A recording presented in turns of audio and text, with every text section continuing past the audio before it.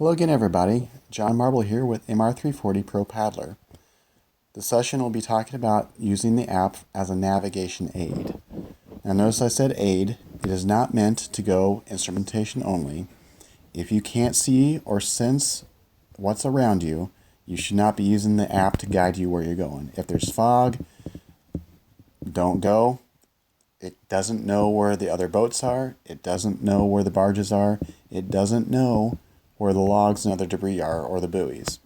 There's a lot of things that it doesn't know and things that could have changed, so do not use it as the one and only guide that you have. Again, it's meant as an aid. All right, with that said, let's move on to how to work the navigation. Slide over the navigation screen here. The first thing you see is this yellow arrow. The arrow points in the direction that your boat's going, and the circle is where your boat's actually at. As I zoom in, you'll see this green circle growing. That green circle represents your GPS error. If your GPS error is really big, then you don't have a very accurate unit. I wouldn't be using this to kind of guide you along the way. The accuracy of your GPS should be somewhere around 30 feet or so. If it's much bigger than that, then something's not right. As I keep on zooming out, just by kind of pinching the screen together, eventually we'll see the river come into view. One feature of the app is that if you double click someplace, it gives you the distance from where you're at to that point on the map. So if I click on kind of the closest point of the river, I'm about 3.2 miles from the center of the river, or the channel, or from wherever I clicked. You can see the labels of the various different spots on here.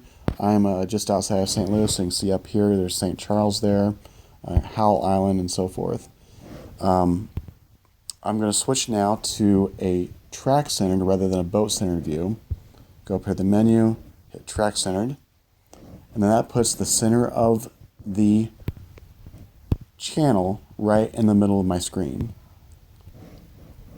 Okay, this is the center of the channel. It always points up, okay? So up is the direction it wants to go. It will orient the map such that the direction downstream is always pointed directly up from where you're at. As you zoom out, you can start seeing the curves of the river, but as you zoom in, you always see it going straight. So the more zoomed in you are, it'll actually look a lot like this. The green lines are what we call the warning track. This is an offset of this red line to whatever it is you have set up in your settings. So to change that, go to settings, kind of bring it down here until you find cross-track warning. All right, now set 60 feet. You can set as tight as you want, 20 feet, or up to 200 feet.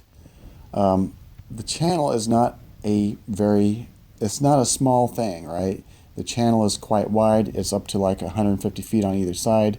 You're not going to see a whole lot of difference in the speed of the river. So it really comes down to just personal preference where you put it. There is no need to have it so tight that you're right on that line.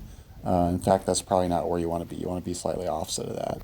I like about 60 feet. That keeps you, given the accuracy of the GPS, that kind of keeps you fairly nicely away from like bridge trestles and things like that. All right, so we'll say OK here. Move back to this view. Zoom out a little bit. The cyan lines, these are wing dams.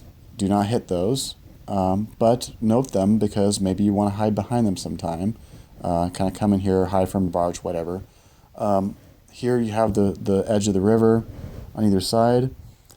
As you look up in this area, you see little dots. Those are bridge trestles. That's actually the Boone Bridge here in St. Louis County. All right, that's enough of the map. Up here, the numbers, those are user selectable parameters. So you can go and just click on the center of that and it'll show you a listing of what you have to choose from. This first one here I set to my speed. The second one is set to the distance to selected checkpoint. Okay, that's a good one to explain for a second. Whatever checkpoint you have selected on this previous screen is what the distance is going to give you. So you can see up here in the checkpoint selector, it says the time.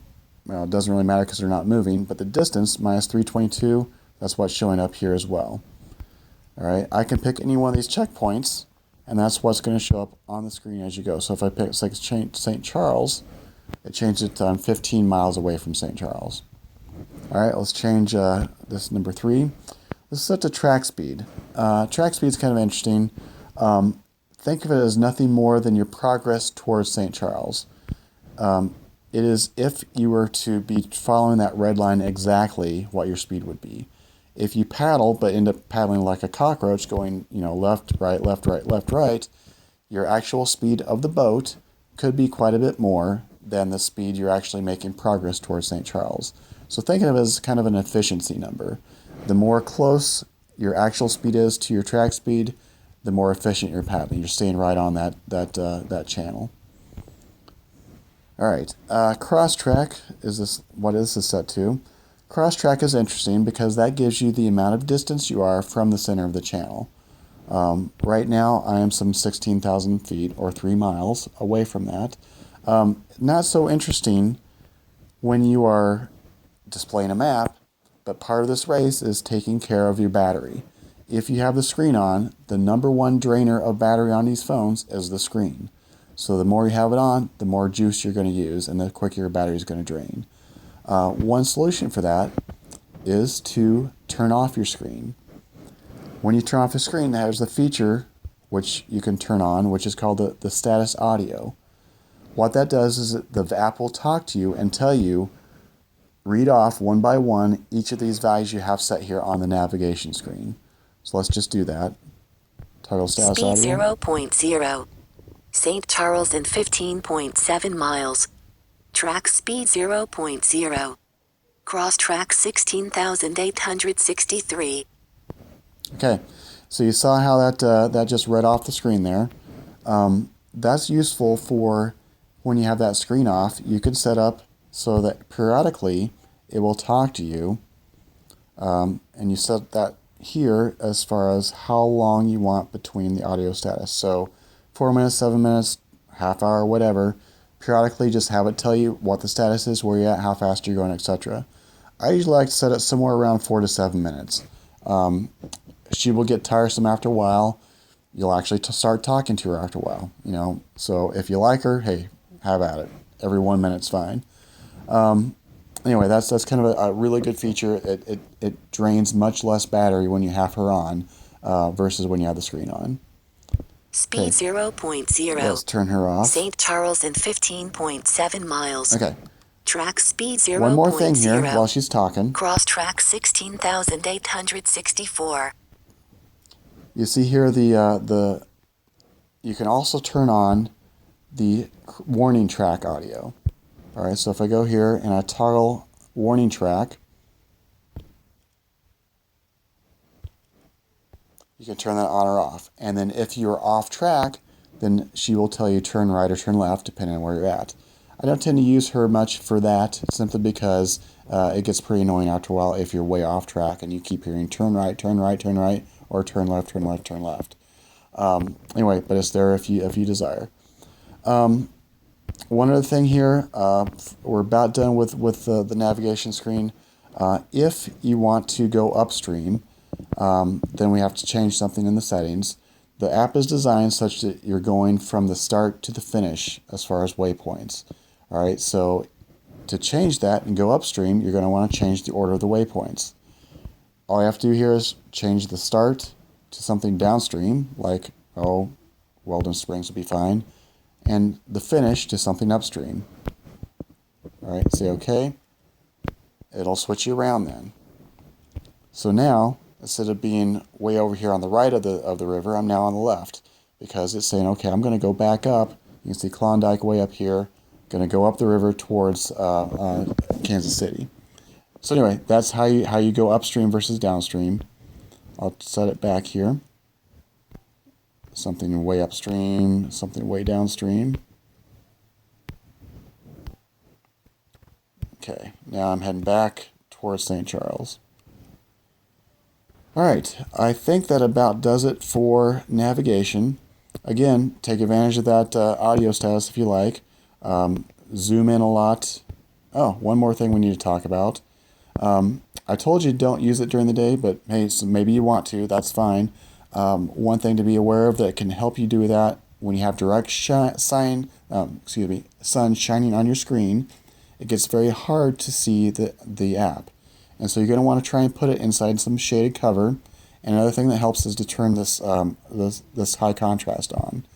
All it does is it makes it easier to see when you have a sunlight out. So it turns it kind of black and white.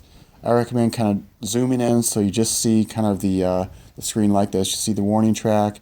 You'll see your boat in the middle of that. Let's turn on our simulation here. I have to set the start date somewhere close to us as well. Do simulation and so forth. Yep. All right. So now I'm heading to Jeff City here. You can see here I've got, because of simulation, I'm right in the middle of that channel. You can see my simulated GPS accuracy and so forth.